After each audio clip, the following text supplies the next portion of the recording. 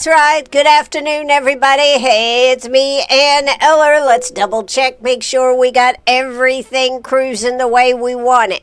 Are we on the radio? Check. Are we on the Facebook Live? Check. Do I have a guest today? Check. I do. I have Representative Daniel Gibson from District 12, which is down covering McCormick and south part of Greenwood. How you doing today, Daniel?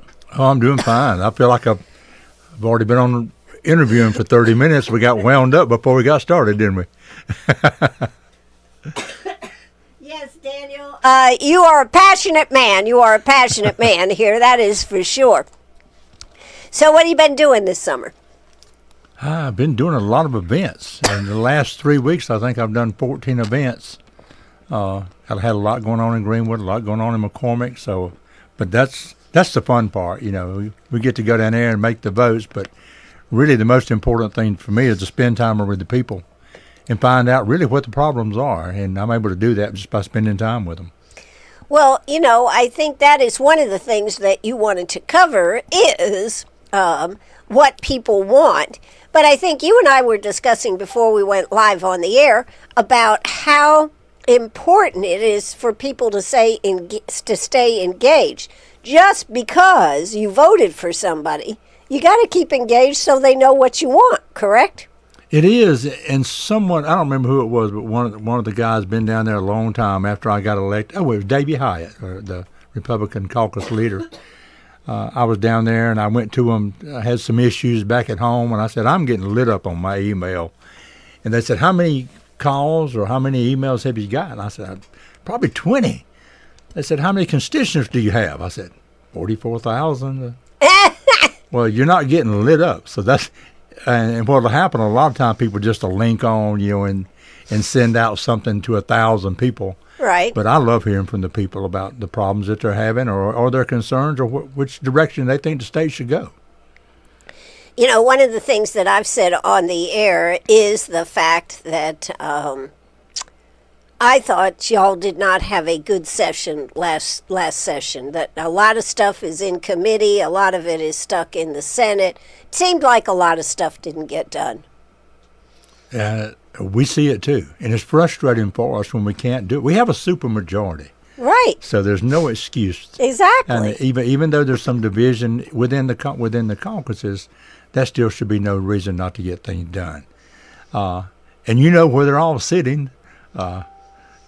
John was on the other day talking about it. I love Senator Garrett, and he hates it when we bring it up.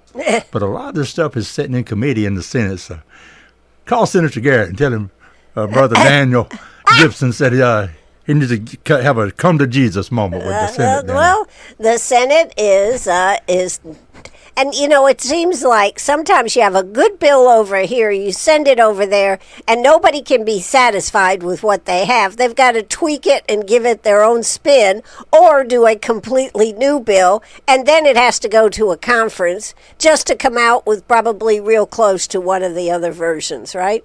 Yeah, and I think people are willing to give.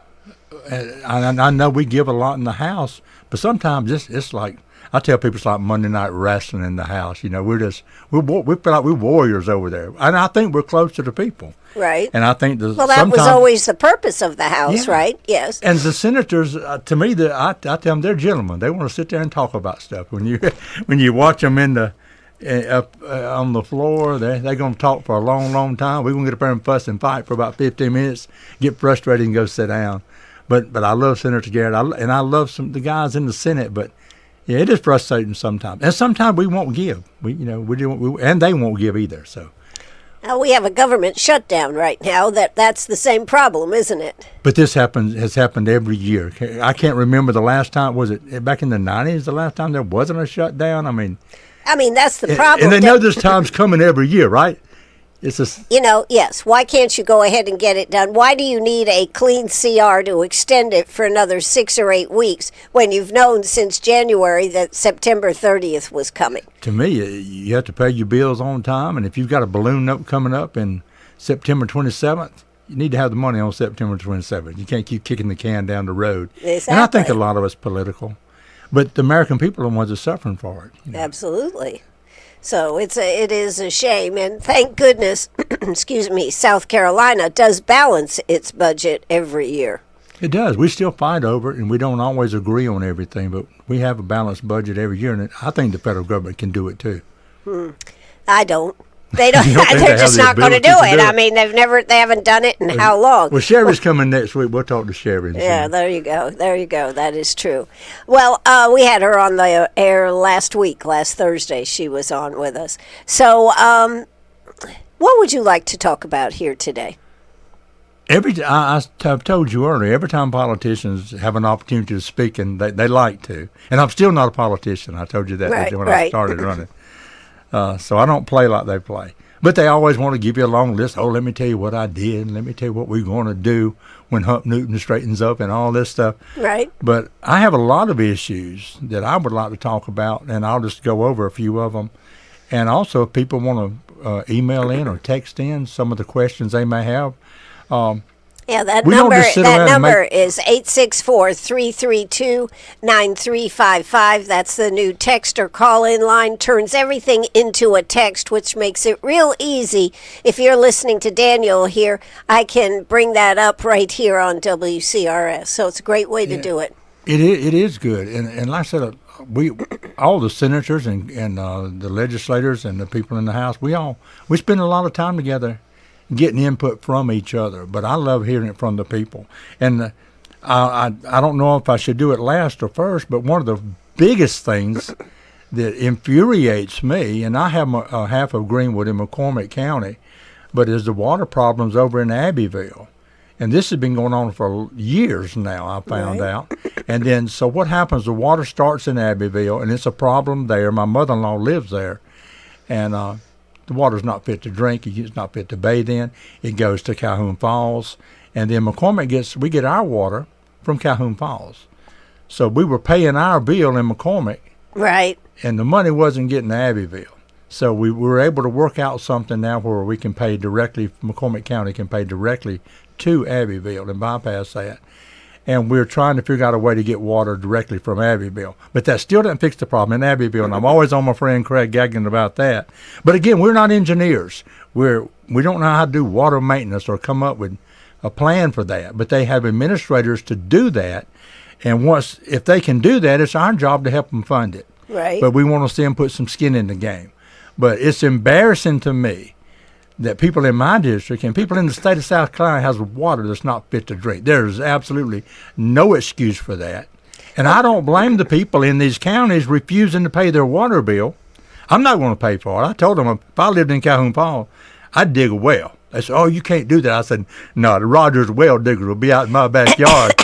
And y'all can do it. They don't have police over there to stop me. Well, right. They're very short on police over there. But doesn't McCormick have issues with water? Because I hear there's boil your water before you drink. Yeah, alerts and this type of thing. It does. And they're able to supply a high percentage of their need. But then a lot of the backup they do get from Abbeville. So I've spoken with the administrator over there. I've spoken with Bernie Hamby, the chairman on the council, and a lot of people, and we're trying to, get something figured out to get them to have more water. Right. I want to look out. I've always felt this way. I don't represent the people of Greenwood and McCormick County. Every vote I make, I'm making for the people of South Carolina, and the Lord put that in my heart early on, that I realized that. We're just not all here to bring it all home. We're here to serve the entire state, but I'm especially concerned about Abbeville, McCormick, and even Calhoun Falls, and they got problems that I can't fix. But I want people in McCormick and Abbeville County to have good water. Absolutely. So, what is happening on that? Is there anything happening on that? Can you tell us or no? The only thing I've talked with, I haven't talked with any of the engineers in Abbeville. I've just spoken with the administrator. We have a new administrator over in McCormick, and spoken with council on trying to get something done. And I've told them, I said, that's on y'all. You're going to have to come up with a plan, and we'll do all we can to help you get the funding for it. Right. But it is ridiculous that I have a friend over there, and it's always, well, we got to boil our water. Well, we got to boil our water. I was just like, really? I mean, over and over. That's ridiculous. There's just no excuse for it. Absolutely. So, what else would you like to mention here today? This is something else that I didn't realize until I was speaking over in McCormick with the volunteer fire department over there. When the volunteer fire departments, they raise a lot of their money. Now the counties do give them some, like the village gives them some, but most of their stuff, a lot of their money is selling hot dogs and having chili cook-offs and all this stuff. And I never realized this. They have to pay sales tax when they buy something. Now, if they buy a $700,000 truck, there's a cap on that, whatever the cap is. And so is it $500 in South Carolina? Whatever the cap is on a vehicle. But they told me over there, they said, Mr. Gibson, if we go spend $40,000 on breathing apparatuses, right, it's going to cost us about $2,800 to pay the sales tax on it. And I had no idea that they paid sales taxes. So that's something we've actually got a note from the speaker yesterday to go ahead and get our early requests in or early bills in. Right. And that's one thing I really want to push for is to help these volunteer fire departments. Now, the first thing they're going to say, if we cut that out, somebody had proposed that bill earlier, maybe 3 or 4 years ago. But they wanted to include all NGOs, all nonprofits, and I'm not for that. I just don't know enough about the NGOs and some of the nonprofits. But I know how hard these firemen work to raise money to buy that gear to help that community. Right. So the first thing that's going to happen, the bean counters are going to say, well, this is how much money we're going to lose in taxes. Right. And that's okay. We'll be ready for them on that. But and I don't feel like initially we should propose it for municipalities. They have more money to draw from. They're already getting state money. Sometimes they're getting county money too. But that really broke my heart that these guys are out there working, selling a hot dog, trying to pay that sales tax on that equipment that they so dearly need and deserve. Well, and it's protecting the citizens too. If they have a need, if they have a fire or something, it's very important that they have the proper gear. Oh yeah, it is. It is. So, well, I can understand that. But so that would be one thing. You're going to address the sales tax as far as police stations, fire stations. What else would you like to? What else have people told you that you need to? This is probably the number one thing that people are reaching out to me about, especially since those people lost their life in Florida, is that not only no CDL license, which is a commercial driver's license in South Carolina to be issued to an illegal alien, but no driver's license at all. Now, I've heard people argue, well, at least you know kind of where they are, and at least you know this, at least you know that. But I actually had an incident when I was living in Tennessee that an illegal ran into my daughter, and no, she feels like it might have been her fault. She just just a slight bump up. And he talked her into giving her $100 just to let it go. Well, we'll just let it go. Don't worry about the insurance. My car's not hurt. You got a little damage, blah, blah, blah. And she did it. But I said, I guarantee you they were, illegal. We went back to the dealership and found out they didn't. I said, I need a copy of their driver's license. I'm sure you got it before you let them take the car out. Right. Well, no, I got it here somewhere, and blah, blah, blah. They didn't have a driver's license. But I would like to hear not only what I think and what you think, but what the people think about that. Do you think it's okay for an illegal person here illegally to have a driver's license? I don't. And I certainly don't want them to have a CDL if they can't read and write. But the first requirement to me, you need to be a citizen. The guy that had killed those people down in Florida making that illegal turn, right? Couldn't read, didn't understand the language. How in the world did he pass in tests? And it was issued by California. Yeah. But he's driving nationwide. Right. So he puts it off on us. So I really would like to get input back from people on things like that. Is that a problem here in South Carolina? I don't know. Do they issue illegals driver's licenses here in the state? I don't know the answer to that. I don't really know the straight up answer. I really don't. But I'll find out because I said I probably got 30 or 40 emails about that this weekend. I get a lot of emails about people wanting me to do things on the federal. Tell me I need to impeach Trump. I can't impeach Trump if I wanted to. Right. but another thing too, and just while I have the time to speak to the people,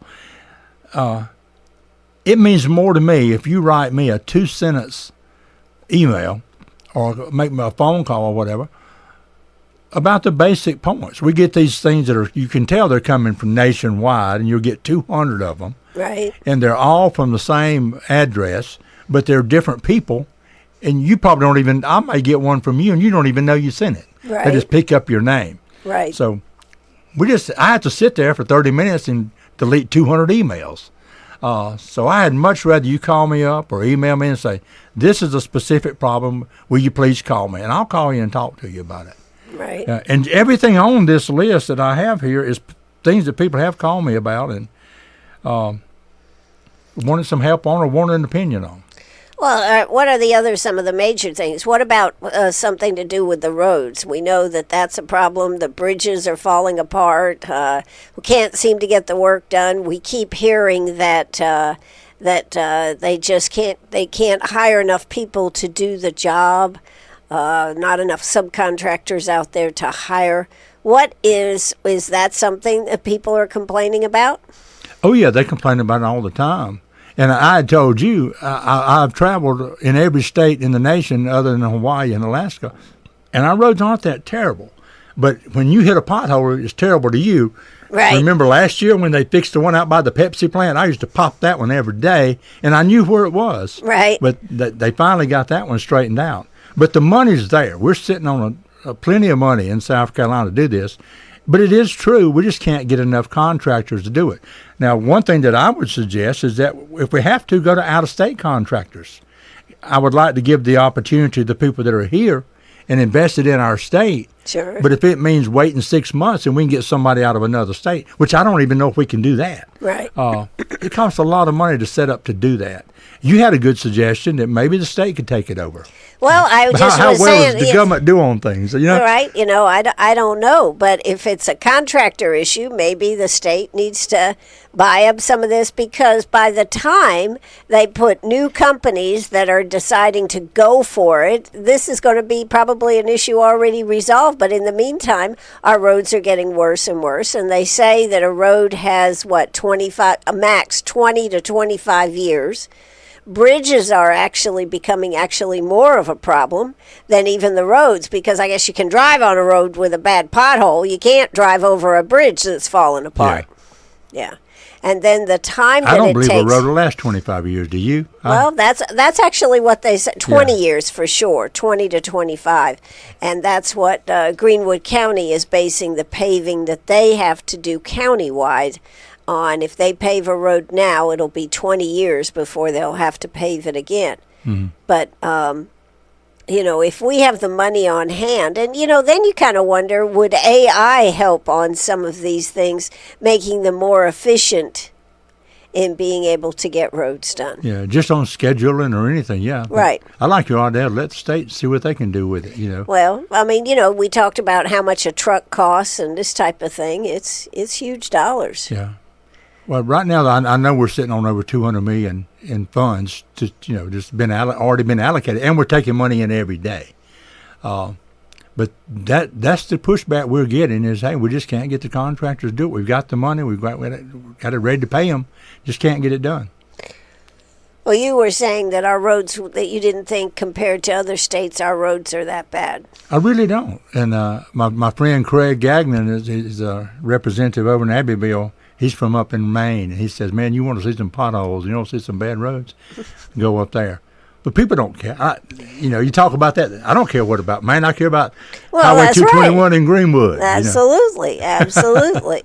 And I think it really was derelict in their, for years, they didn't put the money aside for the roads and keep the roads up. So now we're paying the price. And back in 2007, 2008, when the economy fell apart, a lot of contractors went out of business. The state wasn't paying them, all this kind of stuff. But this is too darn long to wait. We just had a question come in. How about use some of that money to give state employees a bonus? This must be somebody that works for the state. 200 million. She's saying she's got her hand out Just ready get to the bonus over there. Yeah, let's get a bonus out there. But my assistant, I spoke with her a couple of days ago, and this is the first time she's ever been a state employee, and she loves it. So I don't know. She came out of a marketing background, but she loves working for the state. You know, when I was growing up, and I'm an old man, you didn't make a lot of money working for the state. You really didn't. Arta County, nobody wanted those jobs. But they're really good benefits with them. Well, I think a lot of people work them for the benefits. Yeah, so if you count the benefits in and you know, the retirement and all that, it's pretty good gig working for the state. Yeah. And it's pretty steady. It's hard to get somebody to run you off. You know what I have a problem with? I have a problem with the raise that was given out in that conference committee between the House and the Senate when they found out, what did they have, an extra $1 billion or something? They just the expense money. Yeah, the expense money. Like everybody else, calls it a raise. Right. I voted when it was in the House version, I voted against the raise. And what they did, first of all, we make $10,400 a year. Hadn't changed since like 95, 96. We get $1,000 a month for expenses that we can use. It's $12,000. Right. The only difference it is, I tell people the best way to explain it is like you have this expense account, but they're going to give you the money up front, right? And then out of that, you pay for your in-district expenses, which are a lot. People probably don't think that, but you spend a lot of money in district. Do you know how much the state of Texas, their employees, their representatives make? $7,200 a year. Well, they're right there with us. No, $7,200 a year, and when they are in session, and they're only in session every other year, I think it's $200 per diem per day. But $7,200, they don't get any other expense money. They don't get any other salary. They don't get reimbursed, because I didn't know that. No, they're getting $7,200 a year, and that's it. But it does eat it up. And I have 2 counties. John has 1. Senator Garrett has, 3 or 4? 3, I think, so he has to cover a lot of ground. But the problem was, if they were going to, there's no cost of living increase and all that stuff. The thing, though, But should it have been given to people that are already in office, or should it have been given with the idea of when the new group comes in? Should have been the next time around. And that's the very reason, there's a couple of reasons I voted against it when it came up in the House. And I think it actually passed the House, but I voted against it. Yeah.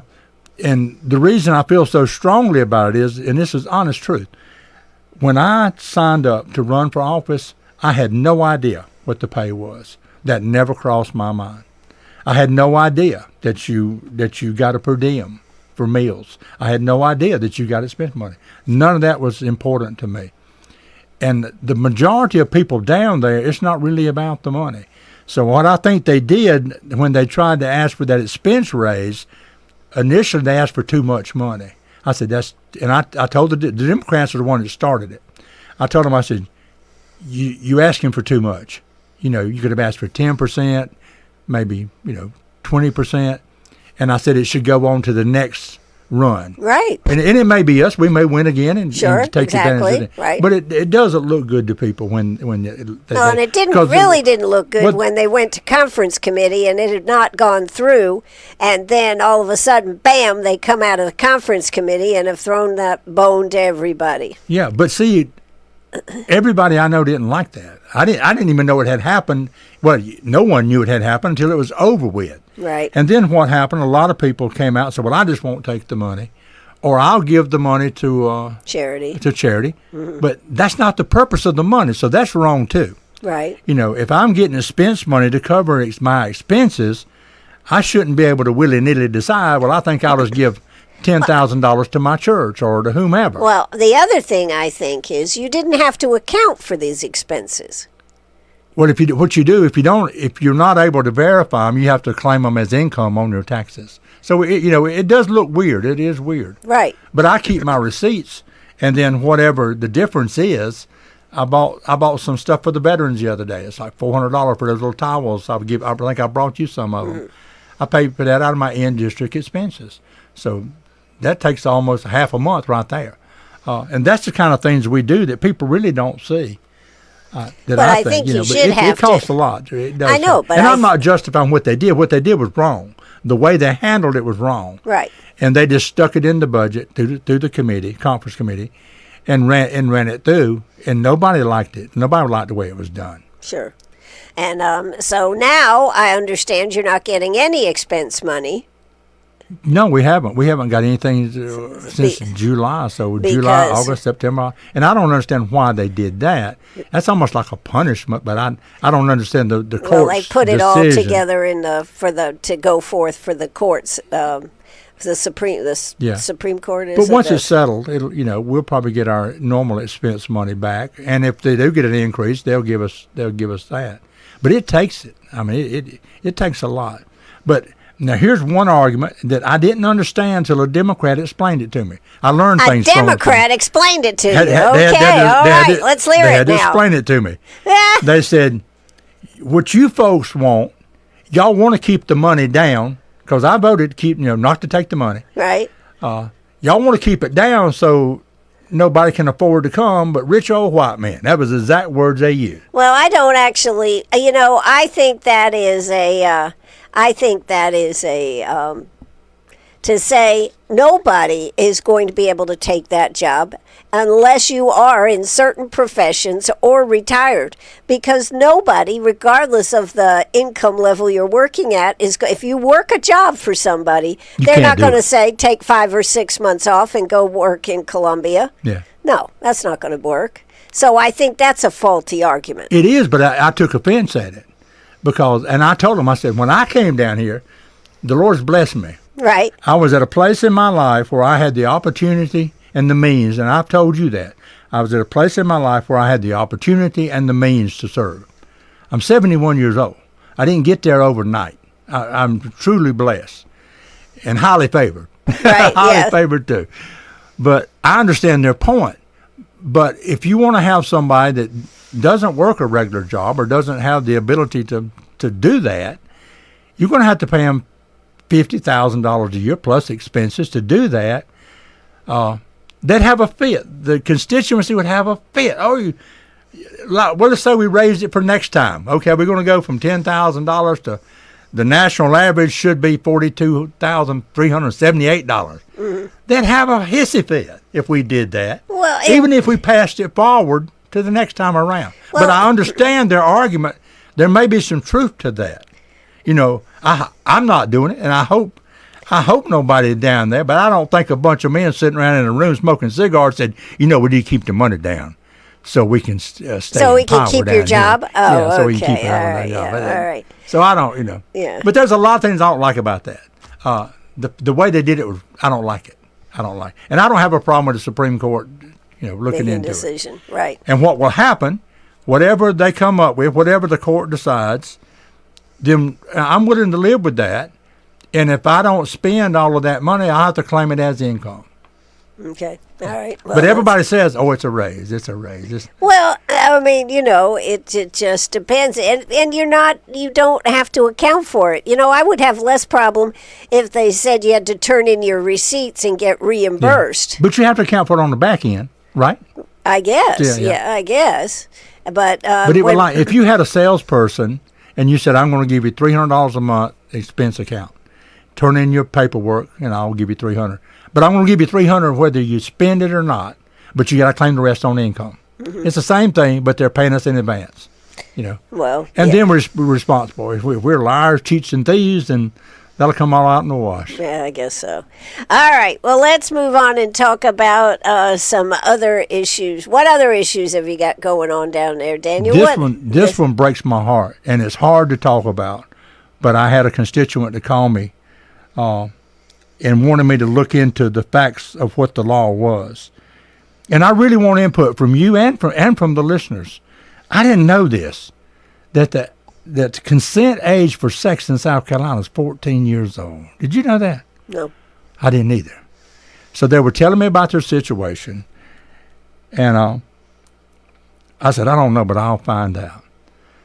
So what I'd like to know is from people, first of all, I don't have the law. How long has that been on the books? Do you know, as a law? For years. 14. 14 consent age. And if the other partner, and it doesn't specify male or female, it just says their partner is under 18, then they have some stipulations, that it's okay. And if it's over 18, it's not that, doesn't seem to be that big of a deal either when you read the entire law. But when you have time, I'd ask my constituents, go back and read that law. If you just Google age of consent in South Carolina, and I've read the entire law, that's ridiculous to me. But when I got pushback, somebody said, well, what if it was your son and he's 17, just turned 18, and his girlfriend's 15, blah, blah, blah. I said, it don't matter whose son it is. Right. It broke my heart. To even read the law will break your heart, how vague it is, first of all. And it's just, that just tears me up. So I would really like input back from people on that. What is the proper age for age of consent? Should it be 16?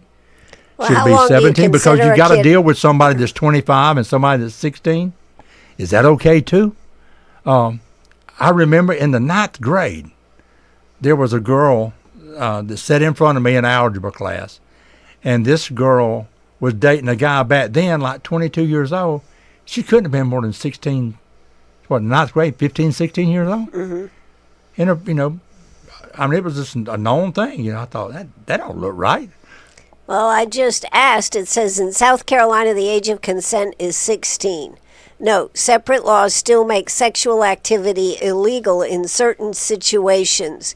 E.g., as noted, if one person is in a position of authority over the other, or if force or coercion is involved.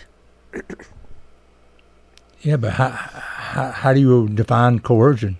See what I'm saying? Yeah, right. I agree. That's pretty vague, right? Right. The whole thing to me is vague. But this says 16. I don't know where. No, I have 14 is the one that I have found has had age of consent of 14. Okay. And they were also told that by a police officer. 14 is entirely too young. Too young, yeah. It's too young. I mean, how long do we keep children under our roofs and have, as far as going to the doctor, making sure they're in school, how long do you have power over your kids? Well, it used to be 18, but we've had problems that have come up in the state where schools weren't notifying parents. Right. Child may request birth control pills. They could go request birth control pills if they're under 18 and get by with it, and not have to tell the parent. So that's it. But this one, out of everything we've talked about, that broke my heart when I read that. Well, if that it's very vague. It's very confusing. It doesn't explain, over 18 versus under 16 and things like that. But I really would, because I don't know the answer. That's I was talking about this with another representative, and I said, so what's the answer? He said, I don't know. I said, I don't either. So, but I would like to hear input from people on that one. So what do you think, folks? Is 14 okay for a girl, guy, boy, to can go either way. Have sex, and they're old enough to make that decision? They can't. They're not supposed to smoke cigarettes. They're not supposed to drink. They can't change their sex, but they can have sex. That's kind of bothersome, isn't it? It bothers me. Yeah, I think it is bothersome. So, and what happens if, in some situations, the girl may just take off with the dude, Right. Don't leave state lines. That they just bring them back, try to drag them back home. So anyway, that was awful. But I would love to hear people's opinion on that. Okay, 864-332-9355. That is our number here. That's the new text and call number. The great thing is, if you want to call, just pick up the phone, dial that number, 864-332-9355, and let us know your opinion. You can speak it. It turns it into a text, and then I can be aware of it and read it on air, because this is a problem. No wonder our society is so screwed up. Literally screwed up. It's a chocolate mess. It really is. I mean, yeah. and I really believe this. I just think it's not just crazy people. It borders on demonic sometimes. Some of the crazy stuff that's going on in this country. Things will happen. We're like, how in the world did anybody ever think of that? you'll see things on the news like that. That never crossed my mind. I just don't get it. It's a mess. Okay, here's what you're talking about. It says it's S16-3655. Makes sexual battery with a victim under 16 a felony with degrees based on ages and circumstances. The law also has a limited close-in age. They call it the Romeo and Juliet carve-out. If the actor is 18 or younger and the other person is at least 14, consensual conduct described in these subsections is not chargeable under those subsections. I thought I didn't make it up. No, but I mean, that's where that actually, it says that, great question, in South Carolina, there isn't one single statute that says the age of consent is 16. Yeah. Instead, the age comes from the crimes that make sexual activity with someone under 16 illegal, plus a few special situations. But see, that's so vague and so... It is. Agreed. Discombobulated. I don't even... I can see how an attorney can dance all around that all day in court. Yeah, and it says... oh my God! I mean, it does go It's on sickening. and on. Yeah, it's sickening. The Right. more you read, the worse it gets. Exactly. Who came up with these laws, and how long have There's no these telling laws how been in long. the books? You could probably look it up. I didn't look it up to see what date that was put on the book. That sounds like about 1784, didn't it? When you're marrying your cousin, didn't affect you. How long have these laws been on the books? The books in South Carolina. Let's see what they come back and say. Anyways, but that is most interesting. And, that is another thing. What do you think about this SC Doge, this group that has come out that wants to doge the state and get a lot of these I don't have a problem with anybody coming in and looking at the state. I want everything to be transparent. That's why there was so much confusion over Curtis Loftus. I actually like Curtis Loftus, and I didn't blame him for what happened. I blame the Comptroller General for what happened. But he catches flack. And now, he spoke last night. I didn't go see him last night, but I've heard him speak 3 or 4 times. I believe he's a straight-up guy. I really do. Well, That's he just was my on. personal He was opinion. on WCRS yesterday afternoon was from he? 4 to 5. Yeah. And we talked a long time about all these different things. I think one of the interesting things with Curtis yesterday is why, when Ekstrom stepped down, there was somebody that wanted to be, and actually, I guess, had the votes in the Senate. The Senate did not confirm the person. They never voted on it. That forced the governor to appoint someone rather than put somebody in there who should have the job.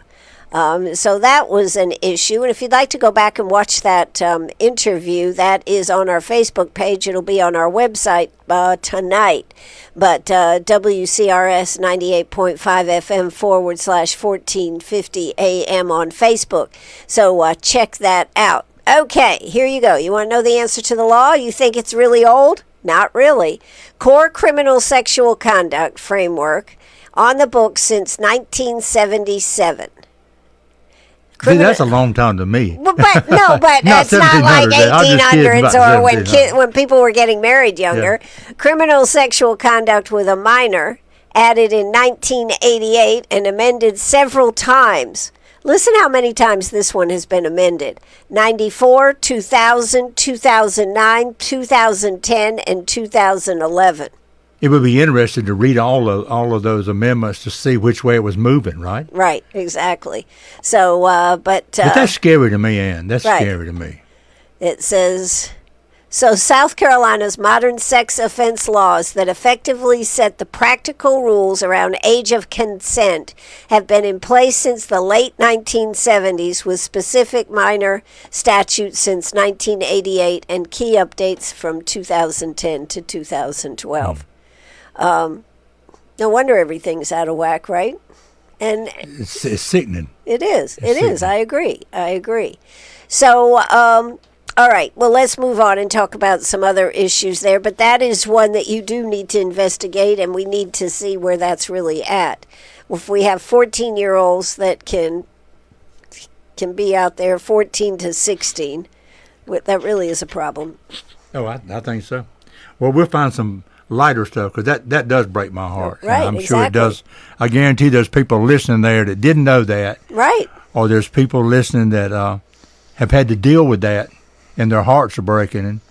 And there's people there with tears running down their eyes. Exactly. Because they know of situations like that as has happened, and they didn't know what to do, and they're furious because of the way his law Well, is written. and the way an attorney can spin it. This one's an easy one.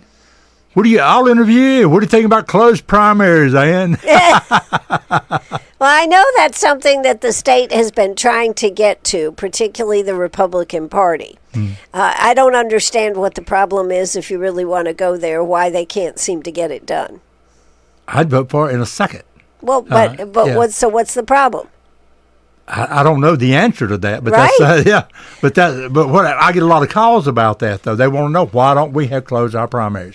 Now, when I read it, and it was my fault, I read it wrong. The first thing I said when it came up, and I was talking to John, he sits right beside me, and I spoke with Davey Hyatt, and I said, here's the problem that I have. We stood on this floor and raised our hand to uphold this Constitution. Mm-hmm. I said, the South Carolina Constitution says we should have free and open elections. And they thought for a minute and didn't have an answer. Then later on they came back and said, we're talking about primaries. Right. So is a primary an election? To me it is. It is an election. It is an election. Absolutely right. I said, so what's the answer? Are we going to change it? Because I think we should have closed primaries.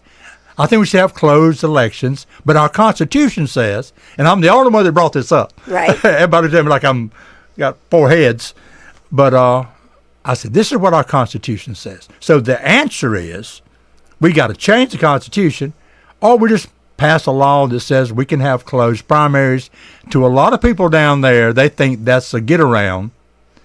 To me, I don't think it is. I think a primary is an election. But I'm willing to vote for that bill, but I'd rather change the Constitution. But changing the Constitution is a bigger lift. That's big, than changing the law. The simple answer is, I believe we should have closed primaries. And I don't need to explain it, doesn't everyone know how the Democrats will jump across lines and vote? Sure. That's the whole purpose of it. I think, and particularly because South Carolina is basically a red state, and so the only way that they can affect, that Democrats can affect the outcome is to try to influence it in the primaries, and actually I keep hearing that we have a bunch of Republicans down there in the House and maybe in the Senate who are really Republicans in name only. But I don't see a reason that a Republican or a Democrat would be opposed to having closed primaries. There's no answer. They can't give you an answer why they think it's okay not to do it. Right. See what I'm saying? Right. And what will happen, and you did a better job explaining it than I did, but you can have three Republicans or Democrats running in a primary. Right. And the other side can say, we're going to load up on this guy so nobody gets to the 51%. And they'll get rid of them, and then they'll fight it out, and they'll get over here, and they want a weaker opponent. Sure. Is their whole thing. Of course, the problem is when they do that, then they can't vote in their Democratic one. You can only get one vote. You only get one vote, whether it's in the Republican or the Democratic side. But if they can get the vote down far enough, they can make, it's worked before in other states. Right. They're able to do that all the time. Let's see. I got a question coming in from this state employee. Let's see what she's saying. Just want the money. She want me to give her part of our raise we're not going to get. Right. She said, had an old coworker who would vote the weaker Republican. Oh, really? Who would vote the weaker Republican to try to, I guess, mess things up for the stronger candidate. Yeah. And here's another big problem that I thought about, not everybody thinks about this, is that in a primary, you got 2 candidates, 3 candidates, 4, whatever they are. A lot of times, if your guy doesn't win in the primary, you will not go back and vote in the general. That's true. They'll just say, I ain't voting for that anybody else but him. I just ain't going. So the Republicans or the Democrats, whoever they may be, may lose 300, 400, 500 votes because of that thing being manipulated. And that's what I don't like. It's manipulation. Well, it is manipulation, by but it's right another when you party, close up. you know. When you close It's up. shenanigans, right? Right. Yeah. Exactly. That's the old word. Right. Yeah. Exactly. So I don't like them, but I would vote any way we can do it. Whatever we got to do to fix that. I'm willing to vote for closed primaries. I guess my question is, why has it taken so long? If this is such an issue, why do we have to just keep chawing about it? Why don't you guys just get it done? I don't know. I just got there. I've been there 3 But years. they talk about this like this is a huge problem, and it is a problem. Then why can't everybody down there or enough get together to make it so? Probably sitting in committee. I don't know. Probably sitting in committee. I don't think it ever came to the floor. I don't remember this had never come to the floor. But a lot of times you'll see that too. I was reading a bill today, a proposed bill that was proposed in November of 24, never made it to the floor. But leadership can. That's what I got to be the worst interview you have because I tell the truth, right? Right. Well, this is what I've heard. You're not telling me something we haven't heard. Leadership decides what comes to the floor. I'll give you a good example. I think I've told you this. Somebody said, "Well, you're nothing but a bunch of rhinos there. Why you got Democrats on high up committees and blah blah blah blah blah." I said, "It's about control. It is about control. The speaker decides who sits on these committees, right? And if you've got a cushy committee, you got a place that you've been there for 10, 15, 20 years, you feel like you deserve your spot, I guarantee you there's not a Democrat sitting, and I hope Merle Smith hears this, that's okay, because I've talked to all of them about it. If you're a Democrat sitting on a high-up committee, you're not sitting there alone. You got the speaker tickling your ear, saying, what we want to do on this, and I'm not going to tell you what to do, but I kind of like to see this happen. Right. Now, sure. It's not that I have knowledge that no one else has. It's common sense. No, and you're not telling me anything that anybody that sits in that seat over there hasn't said. So this is a continuing problem. But the other thing is, why do we have people stay down there for so many years? I think they should have term limits, but they will. What would they say? Have an election every 2 years, right? Right. But I would have no problem with that. And another thing I think, I would vote for term limits, whatever they come out to be, 4 years, 6 years.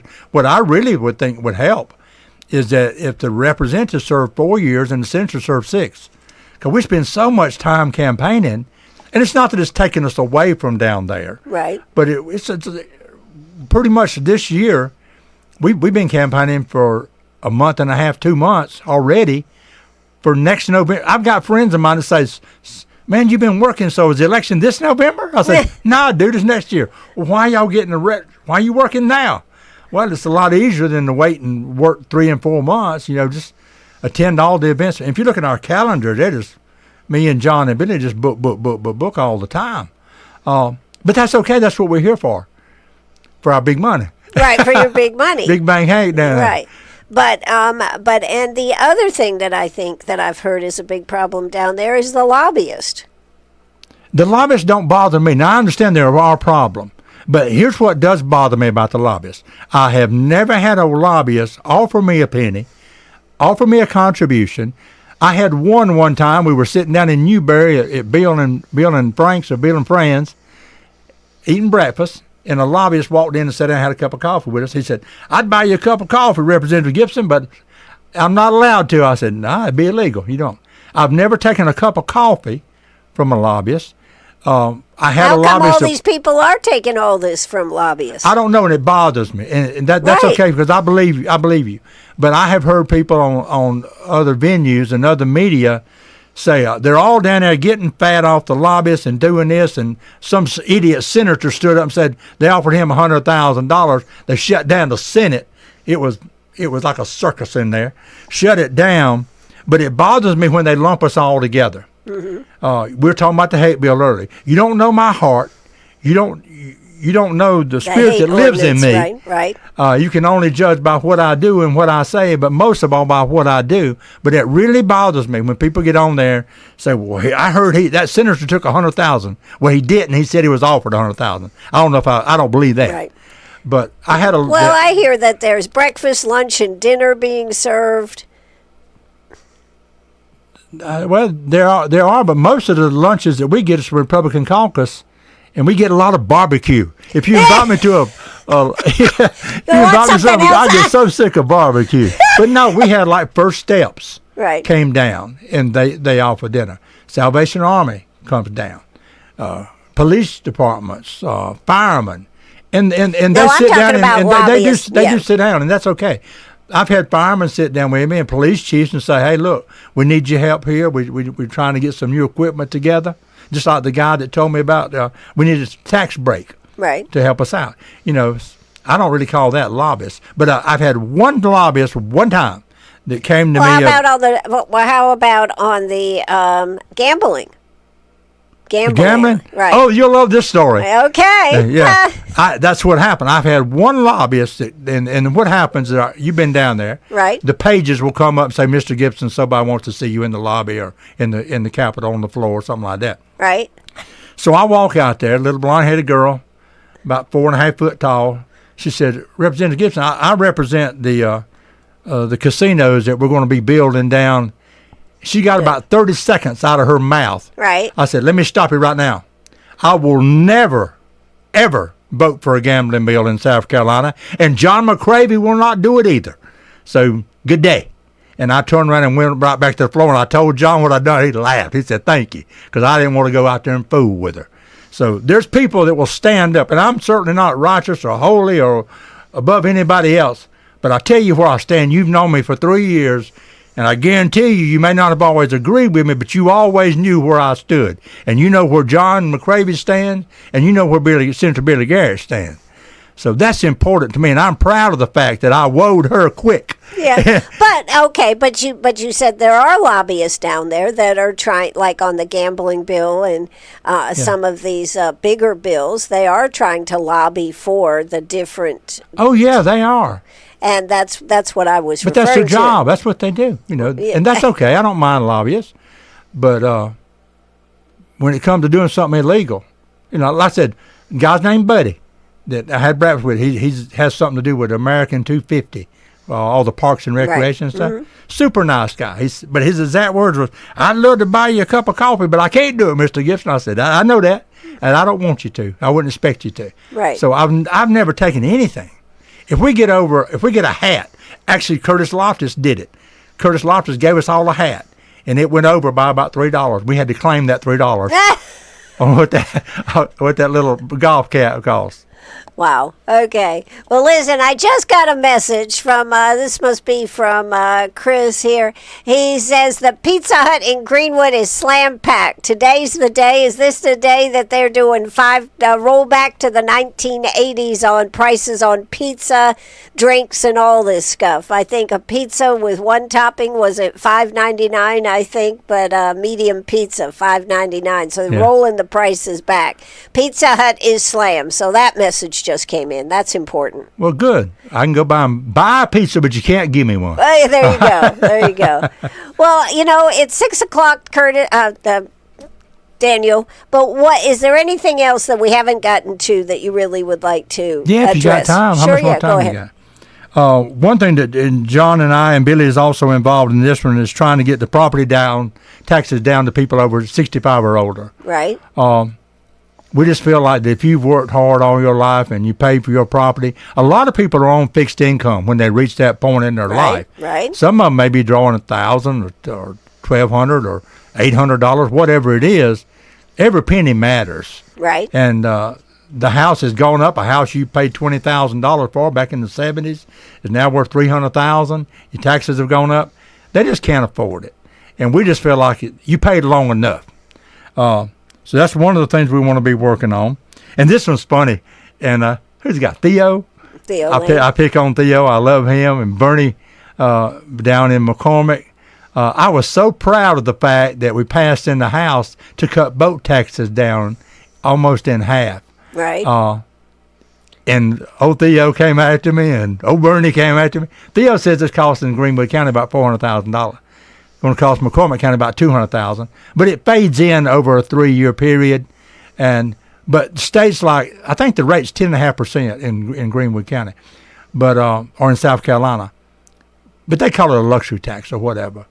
But I didn't believe it. I thought this is a lie. So I called a friend of mine, and I said, explain this tax thing to me. He said, I bought a new boat, and my taxes are $4,000 the first year. That's ridiculous. Absolutely. So then I got to checking into it, and it's a third of that rate. And I said, our rate's 10.5%. Now, I was picking on Theo about it, but I said, I will, anytime I can vote a tax cut, I'm going to vote for it. Mm-hmm. And if he said, but you're killing me, I said, that's okay. That's your problem. Right, yeah, there you My go. problem is to take care of the people of South Carolina. Your problem is you got to come up with $400,000 in Greenwood to replace that money we took away from you. But they could be getting, I think, they can get more money if they lower the rate, because there's a lot of people who got their boats registered in Other Florida. states, yep. We used to register our airplanes in Delaware because it's zero tax in Delaware. Tennessee, I used to live in Tennessee, zero taxes up there. I mean, you got a $100 airplane or a $100 boat, that's a chunk of money. Every But year. if you just got a fishing, Every year. Every year, yeah. Right. I don't like that at all. In Tennessee, you don't pay all that. Well, what do you think? You pay when you buy the Boat. car, buy the boat. It's yours, Bo. That's Right. the way it is. Now, you pay more on registrations. You pay double on registration for tags and stuff. I didn't mind that. Instead of paying $30, I paid $60. But it was nice not to get that bill every time. Well, let me ask you something, Daniel. What do you think about a lot of our candidates that are running for office want to do away with state income tax? How is that going to work when we affect cities and counties and whatnot with dollars coming back to them? Well, I actually voted to help cut the taxes, and what we're going to do is try to get them down to zero over 3 or 4 years. And I've talked with the bean counters down there too. And be honest, they wouldn't even look at me. I said, "Can I say something? I moved here from Tennessee. This is how it works." And they get their money from hotels, accommodation taxes. Right. They got a higher state sales tax. Right. To cover for all that stuff. You got to get the money somewhere. You can't cut the budget $200 million and not pick that money up somewhere. Somebody's going to pay for it. We say, let the Yankees pay for it. Right. They can come down to Myrtle Beach. They can go to the Greenville. They can go to Mountain. They can go to wherever. But in reality, and I told Bruce about this, I said, you got to get that money somewhere, Bo. You can't just cut it. And the problem I have, even though I voted for it, I've never one time had anybody tell me, I wish you could take the taxes down to zero in South Carolina because they're just too high. That was never a problem. But I did see it when I moved to Tennessee, and all of a sudden I wasn't paying it. I'm like, whoa, because I was working for the same company. Right. I said, whoa. That's nice. That's nice. Right. And then when I found out about the luxury taxes, that made it even better. So it can work, but you have got to come up with that money somewhere. We had something we were talking about the other day that was needing to fix to raise money for, and Mr. John McCravey said, well, it comes out to like 0.032% or something like that. I said, I ain't voting for it. I ain't going to vote for 0.032 raise, right? Right. Well, I just wondered because everybody is talking about, but nobody has really unveiled a plan that I've seen that says we're going to up the income or your sales tax or a luxury tax X amount of percentage points. Mm-hmm. They've just talked about doing away with it, and yet cities and counties have to have their money to operate. Yeah, if you take $200 or $300 million out of the budget, then people are mad because they're not getting goods and services. Exactly. You know, we had the earmarks, you and I were talking about it earlier.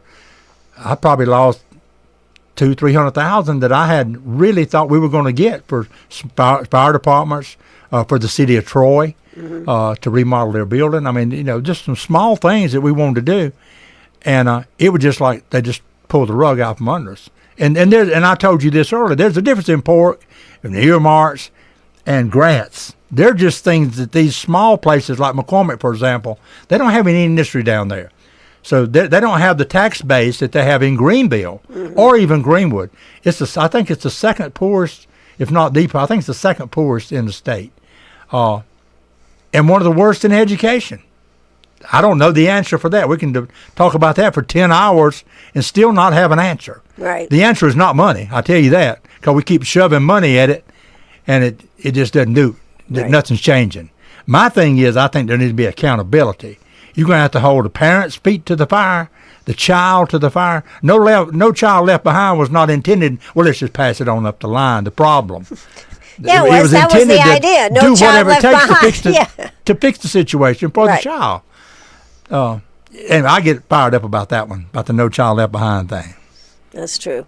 Well, we need to wrap this up. Is there one more thing that you want to discuss, or you got any closing arguments here, Representative Gibson? No, you wore me out. I wore was you telling Ann earlier, John and I was watching John the other day. I'm sorry, I get excited, but I do too. I'm very passionate about what we do. I take it very, very seriously, and you know that. Right. And you see us all at all the events.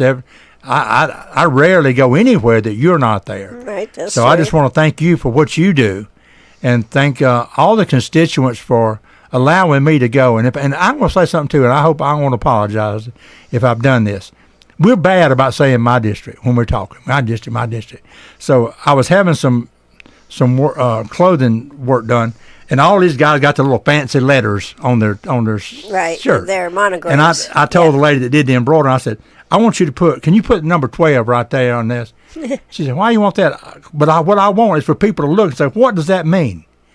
And when they asked me, I said, that's the people I represent. District 12. That's right. not my district.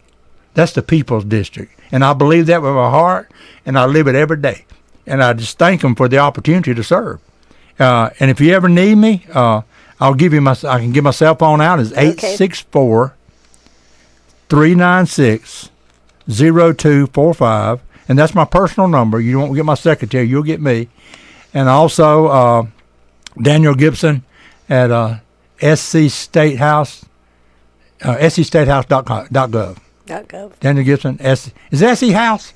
I got it hard. I don't know. I got about 10 email accounts. Let me get it right. There's the fireman's card, too. Okay. Yeah, Daniel Gibson at schouse.gov. The State House is when we log in to do our reporting. That's what threw me off, yeah. Daniel Gibson at schouse.gov. Well, there you go. Well, Representative Daniel Gibson, thank you so much for coming out and being so generous with your time. Well, thank you, and maybe next time I can get a little bit more excited. A little more excited. Yeah, that's right. Hey, I tell you what, I'm Anna Eller. We've been talking with Representative Daniel Gibson here today. It's been good to sit down and get an update and see what's on his mind. You should definitely give him a call. And as Curtis said yesterday, and so many other people, but Curtis reminded us of this yesterday, we need to be involved, whether it's on school board, city council, county council, and our state government. And you're probably not going to make that big effect on the federal level, but you can affect on your local level.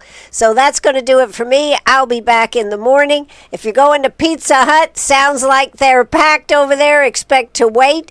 I'll be here in the morning, but I am going to the state fair tomorrow. I found out that tomorrow, of all the days that I chose to go, is some special day, and tickets are only $5. How's that? Pretty interesting, huh? Anyways, that's going to do it for us. Have a good evening. I'll be back in the morning. Daniel, again, thank you for coming out. Well, thank you so much. All right, that's going to do it for us. Cue the music right here. There we go. Have a good one, everybody.